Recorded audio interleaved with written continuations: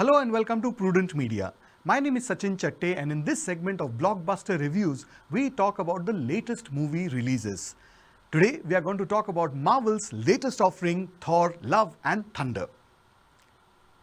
After two duds, that was Thor in 2011 and Thor, The Dark World in 2013, the Kiwi director Taika Waititi infused some life into the character that was on oxygen with the film Thor Ragnarok in 2017.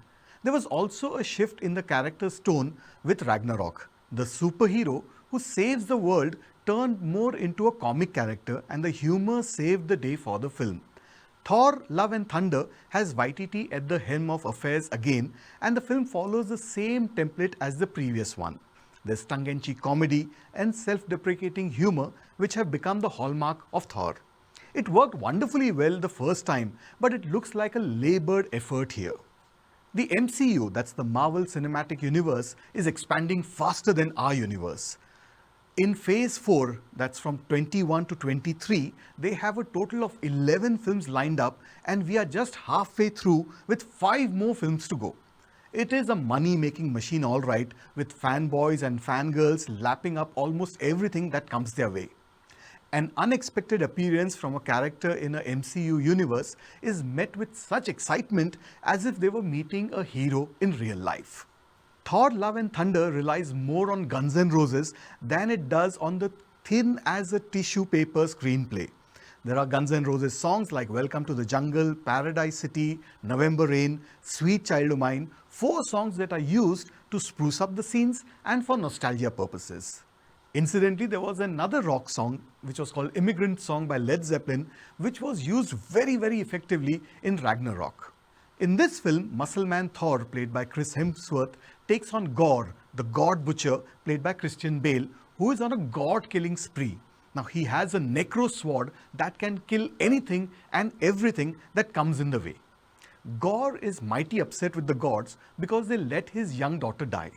Thor, meanwhile, is in New Asgard, acting in plays and all that, and his city has become a tourist destination.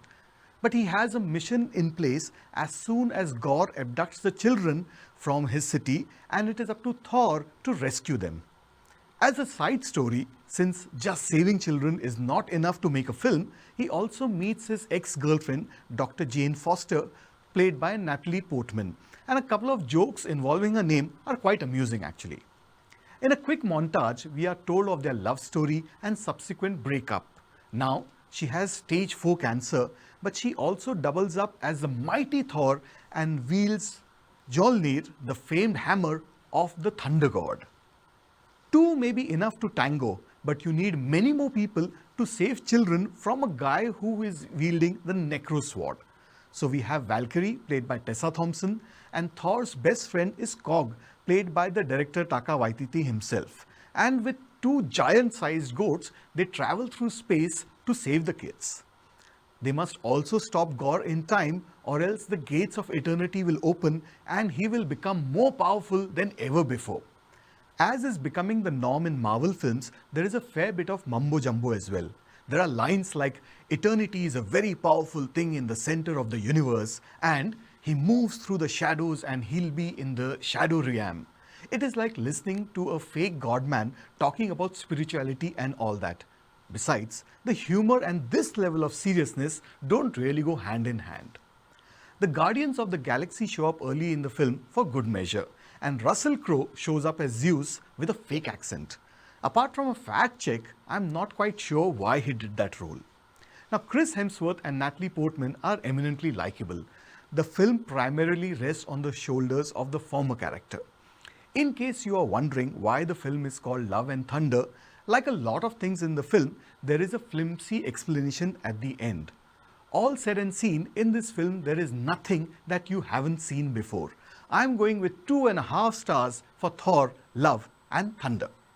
Well, that is what I thought of Thor, Love and Thunder. Let us know what you think. Did you like the film? Did you hate it? Send us an email at features@prudentmedia.in. Well, that's all for now. Until we meet again, this is Sachin saying goodbye.